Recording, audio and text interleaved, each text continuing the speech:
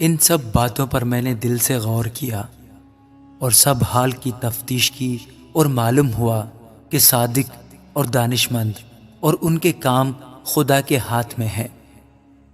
سب کچھ انسان کے سامنے ہے، لیکن وہ نہ محبت جانتا ہے نہ عداوت۔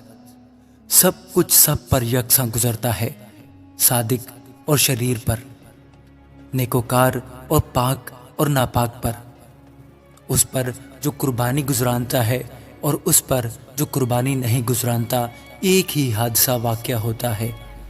جیسا نیکوکار ہے ویسا ہی گنہگار ہے، جیسا وہ جو قسم کھاتا ہے ویسا ہی وہ جو قسم سے ڈرتا ہے۔ سب چیزوں میں جو دنیا میں ہوتی ہیں ایک زبونی ہے کہ ایک ہی حادثہ سب پر گزرتا ہے۔ ہاں، بنی آدم کا دل بھی شرارت سے بھرا ہے، اور جب تک وہ جیتے ہیں حماقت ان کے دل میں رہتی ہے، اور اس کے بعد مردوں میں شامل ہوتے ہیں۔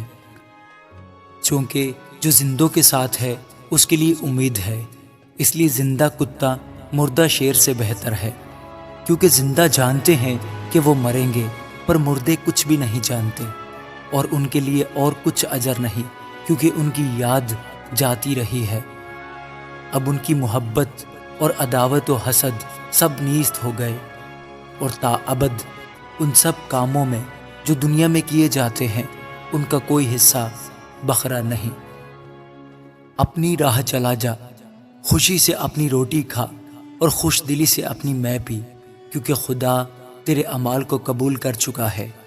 تیرا لباس ہمیشہ سفید ہو اور تیرا سر چکناہٹ سے خالی نہ رہے۔ اپنی بطالت کی زندگی کے سب دن جو اس نے دنیا میں تجھے بخشی ہے، ہاں، اپنی بطالت کے سب دن اس بیوی کے ساتھ جو تیری پیاری ہے عیش کر لے، کہ اس زندگی میں اور تیری اس محنت کے دوران میں جو تو نے دنیا میں کی، تیرا یہی بخرا ہے۔ جو کام تیرا ہاتھ کرنے کو پائے اسے مقدور بھر کر، کیونکہ پاتال میں جہاں تو جاتا ہے نہ کام ہے، نہ منصوبہ، نہ علم، نہ حکمت۔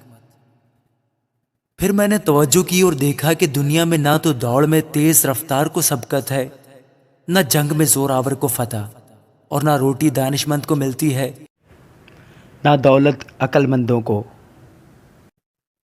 اور نہ عزت اہل خرد کو، بلکہ ان سب کے لیے وقت اور حادثہ ہے، کیونکہ انسان اپنا وقت بھی نہیں پہچانتا۔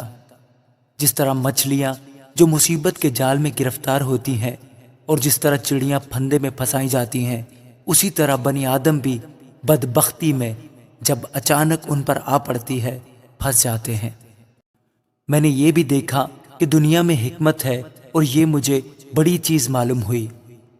ایک چھوٹا شہر تھا اور اس میں تھوڑے سے لوگ تھے۔ اس پر ایک بڑا بادشاہ چڑھ آیا اور اس کا محاصرہ کیا، اور اس کے مقابل بڑے بڑے دمدمے باندھے، مگر اس شہر میں ایک کنگال دانشور مرد پایا گیا، اور اس نے اپنی حکمت سے اس شہر کو بچا لیا۔ تو بھی کسی شخص نے اس مسکین مرد کو یاد نہ کیا۔ تب میں نے کہا کہ حکمت زور سے بہتر ہے، تو بھی مسکین کی حکمت کی تحقیر ہوتی ہے اور اس کی باتیں سنی نہیں جاتی۔ دانشوروں کی باتیں جو آہستگی سے کہی جاتی ہیں، احمقوں کے سردار کے شور سے زیادہ سنی جاتی ہیں۔